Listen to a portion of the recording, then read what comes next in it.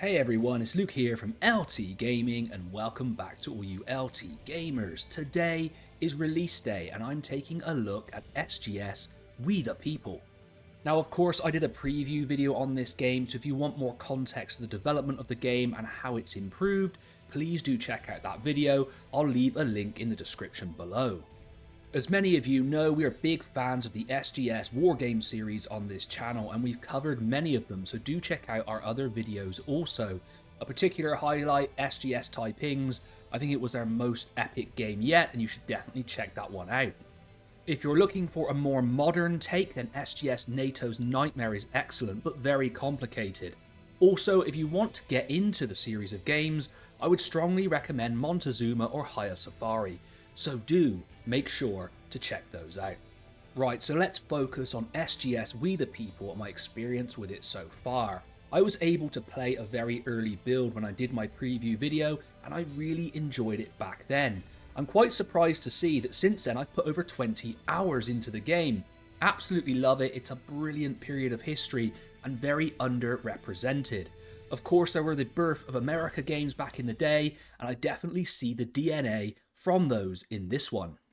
So I'm going to structure this review in two parts. Firstly, why I think it's a really great strategy game, and then secondly, some criticisms I'd like Avalon Digital to pick up and run with. Now I do have a very good relationship with this studio, so hopefully they take it in a constructive manner. But as always, me and Tom do stay neutral. We work with a lot of great companies on the channel, but we owe everything to our consumers, the people who watch our videos, so we like to give a balanced approach. So if you're looking for a wargame which has longevity, this one has an epic grand campaign starting in 1775 and it goes for 208 turns. I think that's absolutely awesome. One of the things they've also implemented is various decision cards that can take the game and start it off in a historical context or lets you explore other avenues. I think it's a really good addition to this SGS title. Now this isn't the first time they've done that in some of their games. There were some historical and non-historical decisions in SGS Fall Vice also, but it's really well implemented here. And to be honest, this is my favourite period of history, the 1700s right up to the 1900s. British colonialism, imperialism, all those subjects, so this really is my thing. I do have a little bit of World War II fatigue, so I'm very happy to see them make a title in this area, and I'd love more SGS. Do more. So now that my appeal for more historical strategy wargames in this period is done, what other scenarios are there? And I'm pleased to say they've added some really great shorter scenarios into this game. So I played the Canada invasion, the Saratoga scenario, the Clinton-Sullivan campaign, and the Southern campaign. I also recently had a look and finished the Yorktown campaign, which was a huge amount of fun. To be honest, this time around I didn't even touch the grand campaign. I was playing all of the shorter scenarios. Now some of them are a little easy, I won in maybe 3 or 4 turns, but they are much smaller bite-sized scenarios that beginner players can get their teeth into.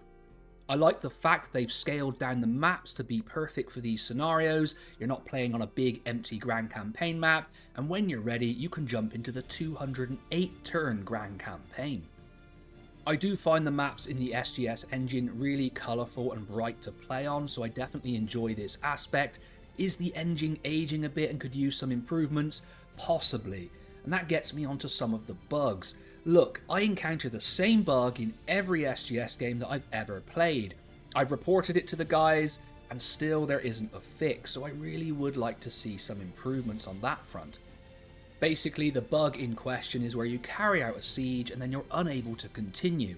Now it's not a major problem, you can quit, load back in your autosave and it normally works. But I've been saying this for the last 3 videos that I've made on SGS games. It's time to fix that bug. But back to the good stuff, the unit cards are stunning and I love the beautifully drawn units and it really does immerse you into the time period. Like I said, my favourite period of history, so it's a visual treat for me.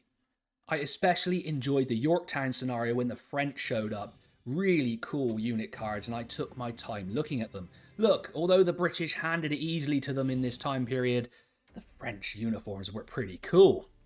And just a short history lesson for you here. It's always made out how the French fleet showed up and defeated the British outside Yorktown. However, the British utterly destroyed that fleet in a battle not long later, and that actually made the Americans not as confident in their peace negotiations. But whoever tells that part of history? It's crazy.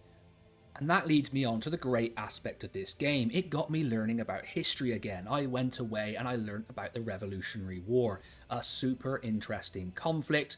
Now, of course, the history is written by the victor, the Americans in this sense, but it really was far more nuanced than that. And the involvement of the Indian tribes also was extremely interesting and well modelled in this game. Now, of course, I am playing up the British element for comedic effect. As many of you may realise with my accent, I was born there. But all jokes aside, it's a real joy to play a game that makes me think and read outside of playing it. If you've made it this far into the video and you're enjoying our content, make sure to like, comment and subscribe if you're new here. Both me and Tom have a massive pipeline coming, and if you like your games a little bit niche, then this is the channel for you. Also, if you're fans of Star Trek or Mountain Blade, me and Tom are going 100% on that stuff, and we really like having you here. Support a small channel like us. So I think the word for the grand campaign here is epic, and it's extremely well complemented by the smaller scenarios. Excellent presentation, wonderful unit cards, and engaging gameplay all make this a wonderful title, and I highly recommend it.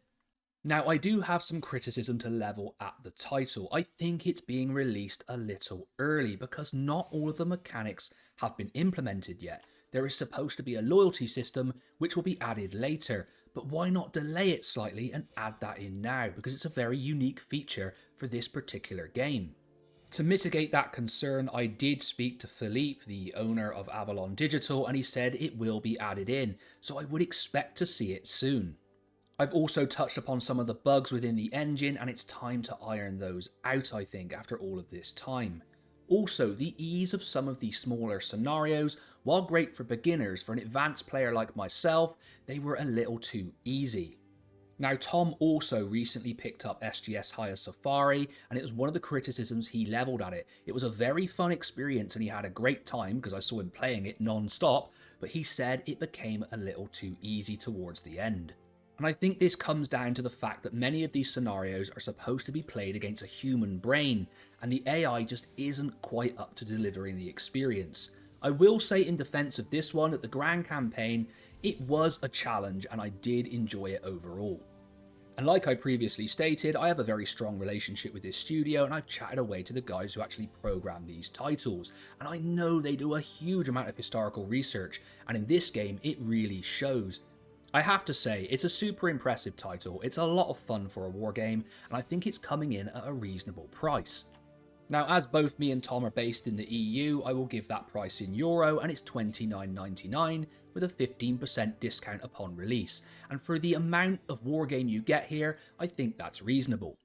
One of the other things I want to tackle in this video is the card system. I hear a lot of comments on various forums that this is a card game, etc. I've never felt that way. It's a computer wargame and the cards supplement it. I think using the cards to make big historical or non-historical decisions is a very good one, and then occasionally there are things that help you in battle or you can retreat, and there is a lot of retreating in this one, more than I've seen in other SGS games, but the cards supplement the wargame rather than the game being a pure card game. Let's make sure that that's clear. One other area I've always felt could be done better in the SGS wargames is scouting. You're never quite sure what the enemy stack is, and occasionally you'll get cards that let you see that, but it doesn't quite work, and I do think that they need a better scouting system.